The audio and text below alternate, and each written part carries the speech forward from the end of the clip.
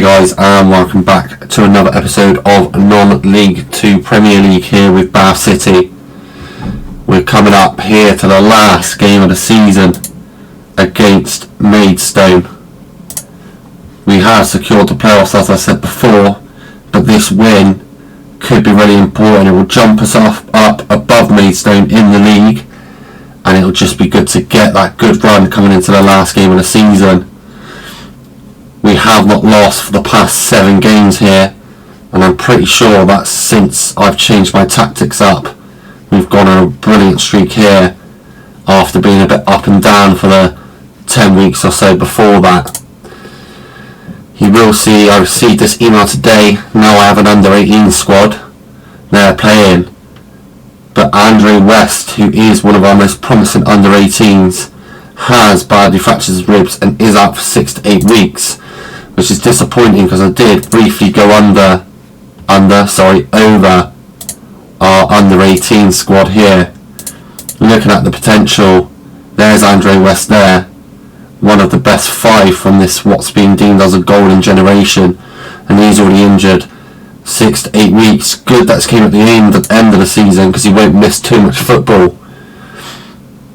Going into this last game, it's suggesting we put Tilson. It says here he returns to full training tomorrow. He can have a maximum of 60 minutes today. Going into a very important part of the season, I am not willing to risk him. He will be on the bench. I may look to bring him on. Apart from that, it's full strength, and I am going to move Windsor back up top, and we are going to play Keto on the wing. And I'm also debating bringing Beardmore in. 12 goals, 7 assists this season. Compare that to Jenkins Davies, 8 goals, 7 assists.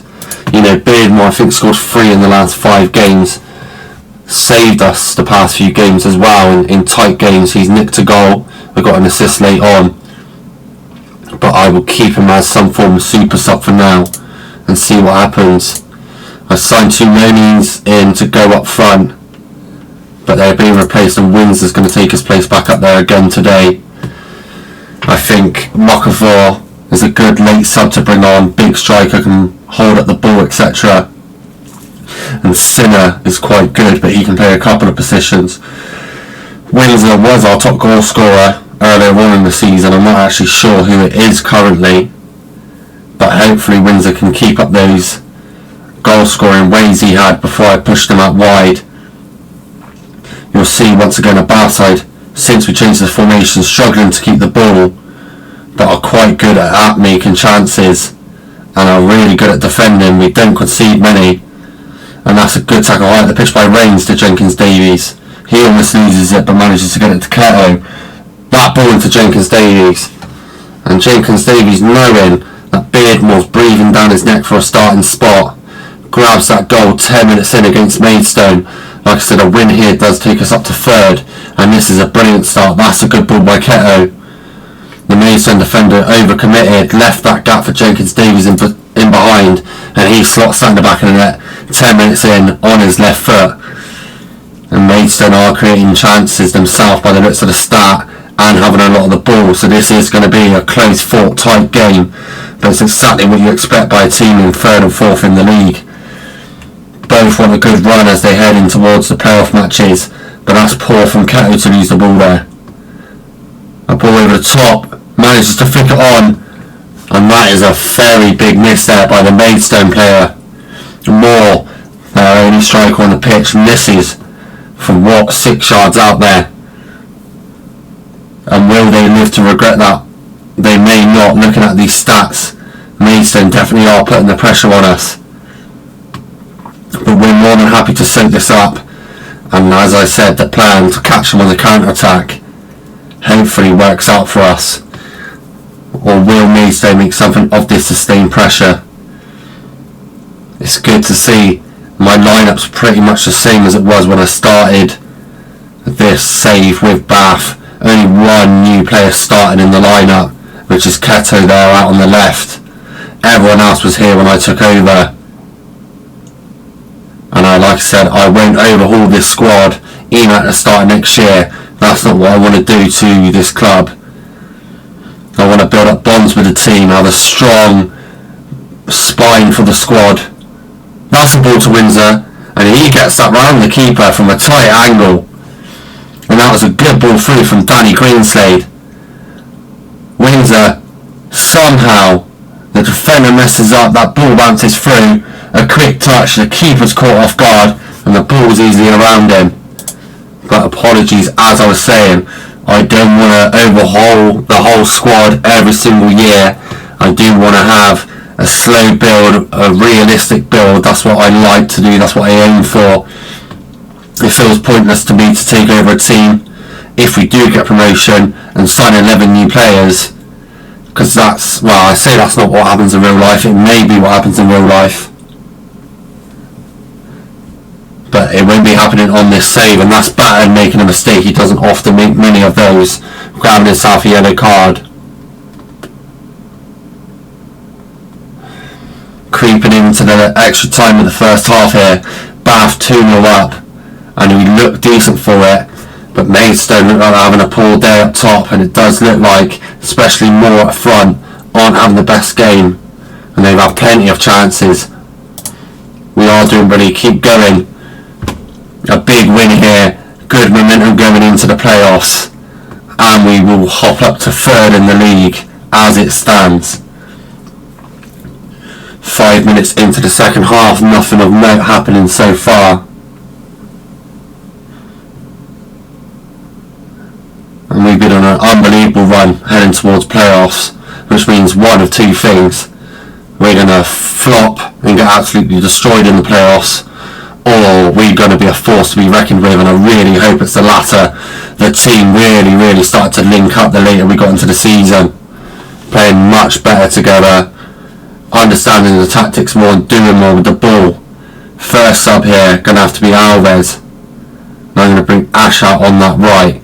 Second, Sweeten's looking tired. Tilson's going to get 30 minutes. Greenslade looking tired, so I'll bring Sinner on and drop Windsor back to the left. Keto's even looking tired at left back really, so we'll bring Tomlinson on and shut past Sauer at left back. That leaves me with one sub, which will probably be Beardmore later on in the game, but I will hold on to that. I don't want us to see a player injured or get a red card and not be able to make any changes. Coming up to the last 20 minutes in the game, Maidstone, for all the ball and chances they've had, have earned absolutely nothing from it. And this could be a big clean sheet for us really, against a strong Maidstone side, who it just looks like their front three, especially Moore and Williams, just aren't doing what they should be doing with the ball. None of these chances being put away, and not many highlights at all the second half, not much to talk about. We find with 10 minutes to go. And the only one thing to do here, Jenkins Davies off.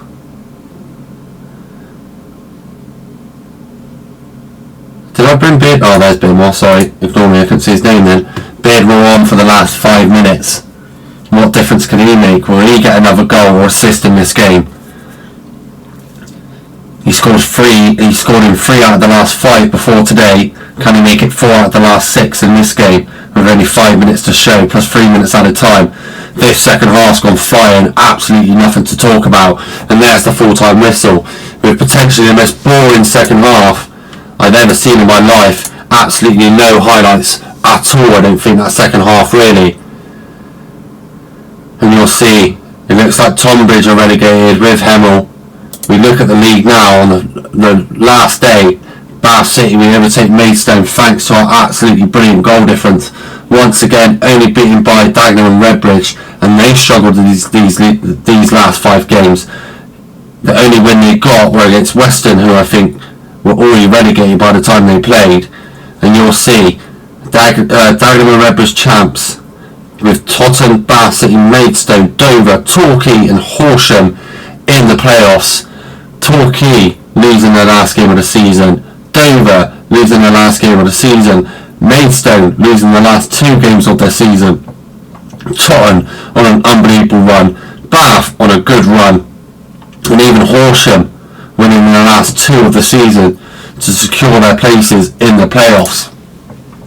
We'll head on through now, and it'll be interesting to see who we do have in these playoffs.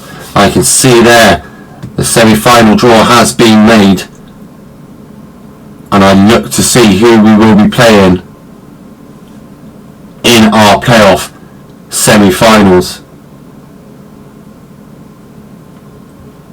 This is taking a while to load up now. The suspense really is building. It really wants to take its time and make me wait. Semi-final draw, Bath City will play either Maidstone or Horsham in the playoff final. Semi-final, sorry. So we could be playing Maidstone again, who we just beat 2-0, or we could play in Horsham, who are even lower down in the league. And the game really wants to take its time here, doesn't it? I'm sorry to put you through this, as it loads everything up ready.